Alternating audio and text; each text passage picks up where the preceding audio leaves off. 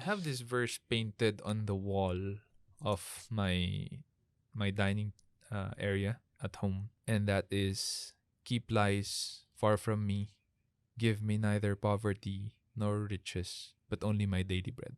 So that is something that entire set of verses is dear to my heart, because when I read that, it's about contentment in the Lord. Because the writer, if I'm not mistaken, it's King Lemuel.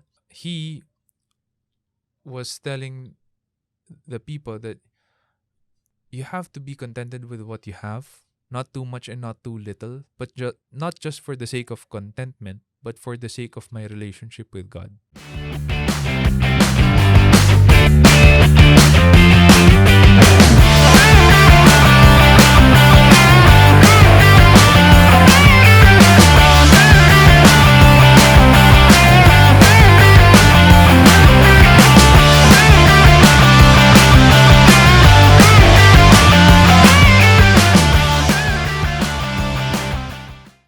Other question lang po to. Go. Because I love research subject. What are the tips or you can advise in conducting a research study in school? What you can advise to make it unique? Parang something na hindi laging in common. Parang ano yung mga tips para makuha mo yung gusto mong study? Ganun. Well, I use Google. Google. um, Do you observe your environment? Ganun po. for me, we live in an information free age, and it is best found through search engines, which, the most popular one is Google. In my opinion, gone are the days where your teacher will ask you to go to a library, get the library cards, and get books from the library. Gone are those days. We have a plethora of information online, Mm. and you get it in a snap. The effort you will use to go to the library and look for the books that are relevant, those books are most probably outdated, by the way. It's just too much effort for you to get that book, put it on the table, open it, and you open a lot of them because you're not sure where the information you need would be in, and finally read them and then record them. That entire process is made so much easier using Google. You open the links there, top 10, top 20 links, however you want to do it. And then whatever is in there, you copy it, you paste it on a notepad, and you're able to review all of those information, and then you proceed to write your research paper. That's how I would do it. That's how I do my research now, because I do research. I'm still a student of entrepreneurship, leadership, and management. I still research on my guests. We're going to be having Jason Law and R.D. Roberto soon here in the studio, and I have to look at their accomplishments, read some of their stuff online, read their blogs, in order for me to ask them good questions in our interview. In order for me to be able to do that, I have to do my research, and that's how I do it. I don't go to the library, get a library card, and get their book and read it, read Read all it of out. that. That's gonna be too tedious, right? For an entrepreneur like me, running a couple of companies, it's just gonna take too much time. To summarize, Google. Google lang. Yeah, that's it. How do you build your relationship and right connection? And how do you pursue those people when it comes to mentoring?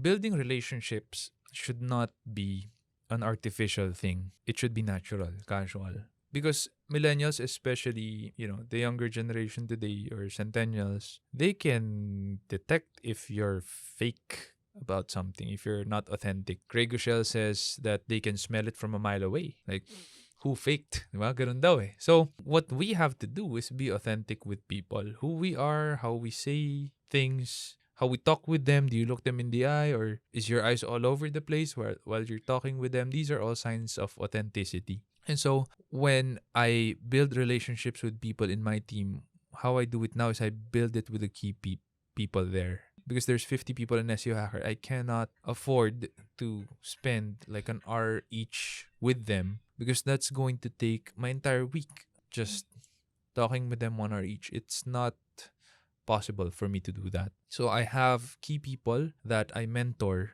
and I build good relationships with and I'm authentic with, and they in turn will go and do the same to their people. That's how we do it here. That's how I do it here. In order for me to look for mentors, so I really handpick the mentors that I want to learn from, and I'm very specific in the things that I want to learn. So how I approach them is actually very, very easy. I just send them a message through Facebook Messenger or any available communication channel that they allow, which is usually email, and I tell them, hey, can I invite you for lunch or dinner on me, someplace near you? And all I'm asking is for advice. Easy, simple, and then when they agree, I also put value on the table for them. It can be in the form of, do you already have a website? Do you need help? Hey, or what's your digital marketing process right now? Maybe I can contribute to something there. I bring value to the table because by doing that, the relationship now becomes long term, not just a one seating of lunch or dinner. And I've done this with a lot of people actually. Marvin Germo being one of them, and Marvin being my mentor when it comes to the stock market. So Marvin is fantastic stock trader and investor, and I've learned a lot from him. And how we started talking is just by me asking him if he needs help with his digital marketing and website, and we help each other out that way. That's how you So it's pursue not your, complicated. yeah. You just Yeah. ask. Yes. If you don't ask, then how are you going to be able to receive what Yeah. it is you want to learn? There's no way. Pursuit. Mm. Yeah. Any specific person of influence whom you can say made an impact in what you have achieved so far, business wise and personal wise? I would say Pastor Dennis C. Off the bat. Pastor Dennis C. has mentored me for 7 years, since I was 13 years old to 19. If not for him, I would probably be in a very different place right now. Probably in jail. Because I grew up in a very violent upbringing, you could say that. So, Pastor Dennis C. helped me with my morality, with my faith, with my with how I look at other people and how I look at myself. Pastor Joby Soriano helped me in one of my darkest times when I was 19, without whom I would still be in a very different place, probably could not climb up that heap of failure that I was in during that time. Probably not able to graduate as well. And he is actually my D group leader now in church, my mentor. I ask him for advice, not just on spiritual things, but also on family, on work. Before he was a pastor, he was a fantastic businessman, and God called him to ministry. It's not my story to tell, it's his story, but it just still amazes me whenever I recall that he sold his company for 1 peso because God was calling him to the ministry. I mean, for me, like, that's just crazy. And he did it, and he's been a pastor for the longest time. One of the kindest people I have ever met. Other people who have influenced me in business, Dave Ramsey influenced me to be a better entrepreneur, to be secure about how I do things and how to lead, hire people, build a culture. These are people who I'm not personally acquainted with, but have influenced me in how I think and do things.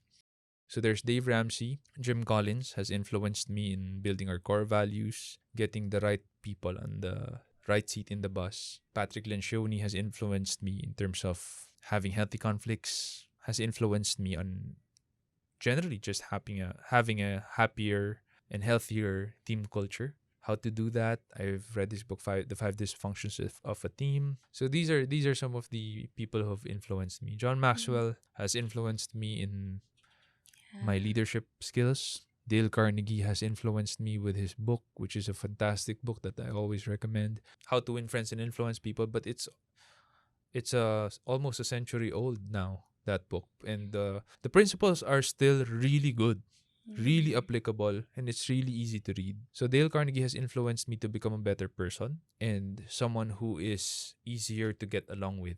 If you want to learn the secret of how I network, how I build relationships to people I don't know yet, read that book. A lot of my influencers are books, authors. I only have a few that I am personally acquainted with. This is why I'm big on doing podcasts. I'm also big on writing books. I want to write 100 books before I die. Hopefully, I'm able to achieve that. If not, whatever I have been able to publish, then that's what God allowed me to publish. Yeah. So those are some of the names that I can recall top of mind easily. Can you share us verses in the Bible that serves as your guide in doing your business as a whole? It's hard for me to just give you one verse because the Bible is a cohesive set of principles that converge into one character, which is the character of Jesus Christ. And just nitpicking on one is difficult for me because I don't allow it to work that way in my life today. But I have this verse painted on the wall of my dining area at home, and that is, "Keep lies far from me. Give me neither poverty nor riches, but only my daily bread." So that is something that entire set of verses is dear to my heart because when I read that, it's about contentment in the Lord. Because the writer, if I'm not mistaken, it's King Lemuel. He was telling the people that you have to be contented with what you have, not too much and not too little, but not just for the sake of contentment, but for the sake of my relationship with God. Because he says later in the verses is, "So that I may not be too rich and forget you and say, 'Who is the Lord?' And I will not be too poor and steal and so defame the name of my God."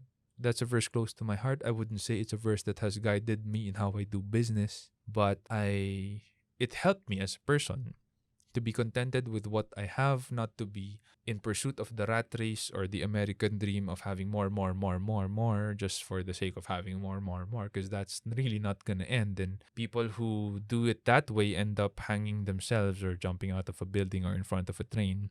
So, yeah, top of mind verse would be that verse. I know that you're a man of God. So, I hope so. yes. Yeah, so how do you invite a friend to go to church? Have you tried?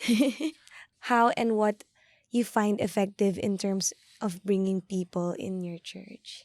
It depends on the friend. Okay. If the friend is a Catholic, Yeah. then it is much easier for me to invite them. If they're agnostic or atheist, it is much more difficult for us to invite them. If they're Satanist, you will never be able to invite them, right? So it depends on the friend. If you're asking me about a Catholic friend, because we are a Catholic nation and majority of people in the Philippines are Catholics, practicing or non-practicing doesn't matter as long as they say they're Catholics. One of the easiest ways to do it is when your church has an event, a learning event. One of the learning events that we had this year in CCF is the IDC, or Intentional Discipleship Conference, and I invited Jam and a lot of my other leaders to that conference, which is not really a conference where they directly share the gospel of Jesus Christ or salvation, but they share with you how to lead and disciple others, which is applicable in business. Mm. 100%.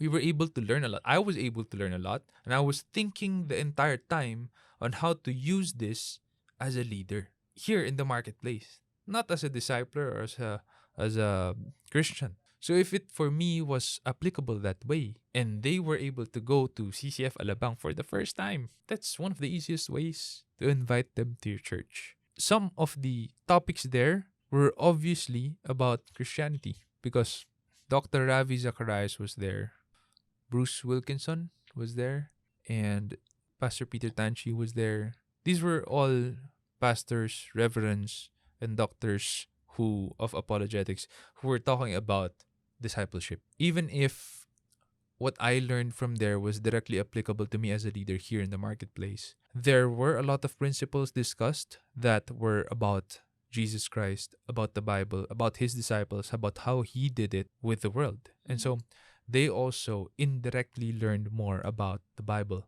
And if people are genuinely interested about the Bible, there's no way for them not to read further. They will keep on wanting more because God's word is alive. It will accomplish what it's out there to do. That's how powerful God's word is. Piercing bone and marrow, Arrow. piercing your spirit, your heart. You have to just trust it to do its work. You cannot always shove the gospel down other people's throats, especially. So we have some agnostics here, we have some atheists here. We respect Mm. each other, we work well with each other. We don't shove our faith down one another's throats. Mhm. But what I think will benefit them with their work, I invite them into. There are a lot of Christian leaders today out there in the marketplace, John Maxwell being one of them. He's a Mhm. born again Christian and the number one authority in leadership in our day and age. Patrick Lencioni is another one. Jim Collins is not widely professed Christian, but I think he's born again Christian. Dave Ramsey is a born again Christian. He is widely known for being a born again Christian doing business. Like all of these personalities out there giving out fantastic resources about leadership, discipleship, about small to medium entrepreneurship, and even personal finance management. There's tons of resources. There's a lot of ways to invite people to church or to share with them your faith in a way that they will get value from it and subtly learn a little bit about what we believe in. So that's how you evangelize, sir. Usually I share Romans 10:9 and 10. That's how I evangelize other people. So it says Romans 10:9 and 10 that if you confess with your mouth Jesus is Lord and believe in your heart God raised him from the dead, you will be saved. Saved. For it is with your heart that you believe and are justified, and it is with your mouth that you confess and are saved. And those two verses really say it all. You will be saved. And then I proceed to tell them about Ephesians, that it says there, for it is by grace you have been saved through faith and not by works, Works. so that no one can boast. So we cannot tell God when we get to heaven, I earned my way to Mhm. enter those gates of pearl into your kingdom. I Mhm. earned my salvation. And a lot of people just will tell you that, in order to get to heaven, you have to do more good things than bad things. That's not true, because it's already in Ephesians, in the book of Ephesians, that it's not through works. It is by faith you have been saved. Those verses are the ones I use to share the gospel. Yeah. If I want to share the gospel directly with someone. We have our Bible studies here. I lead it sometimes, and we go through those verses. How do you do your time management? Managing time is all about Tips. priorities. If you go back in time, in history, the word priority is singular. There's no plural term, priorities. There's none. It's just priority. I really don't know where the plural version of the word came from, but what I do know is it used to be singular. And that's because having a priority means that's the only thing you're focused on, or that's the one thing you have to finish that day. There are so many tips and tactics and strategies for time management out there. In order for me to give you something that's effective for you, is first to ask the question, why do you want to manage your time? So for you, what would the answer be? Why do you want to manage your time? Why is time management important to you? To do the important things. What is valuable to you? To spend time to those people who are close to you, I guess.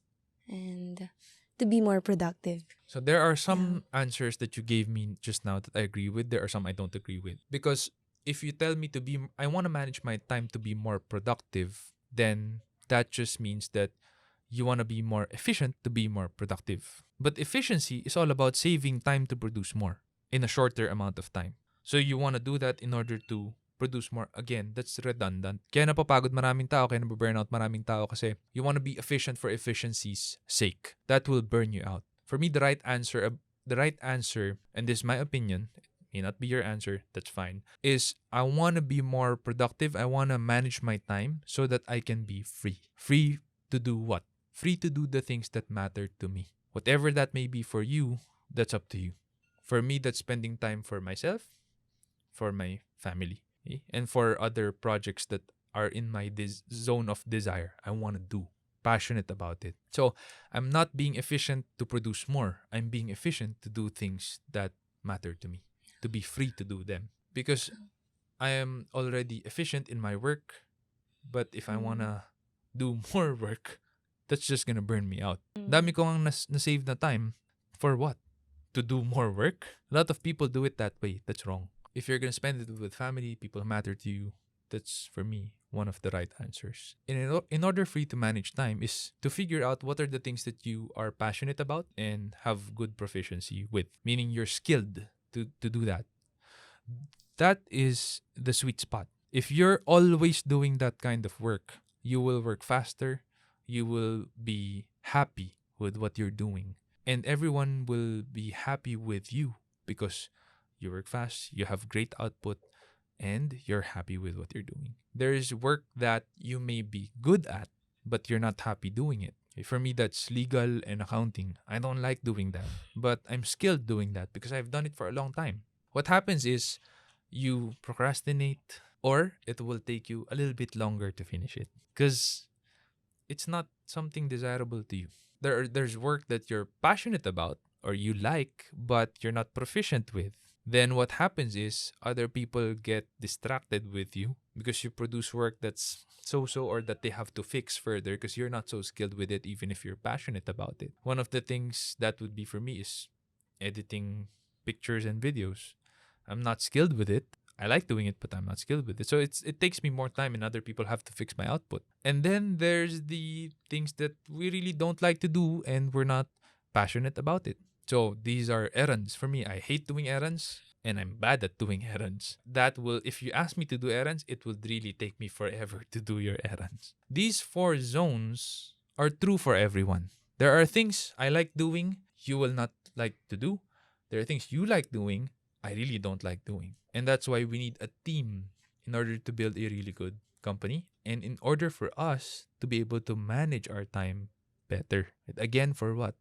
Not to produce more, but to be free to do what's important to us. If you want to know more about being free to do what's more important to you, there's a book I recommend, Free to Focus by Michael Hyatt. That's a fantastic book. I'm going through it now, and there are worksheets that I'm going to be doing with my Execom and with the leadership team here in SEO Hacker. And super excited to do that because that's going to be able to help us to take a look in the mirror and just pinpoint which kinds of work are a drudgery to us, which kinds of work are desirable to us, are a distraction to us, or are, some things that we're not that proficient with, and we can share the load with each other. Thank you. Noted.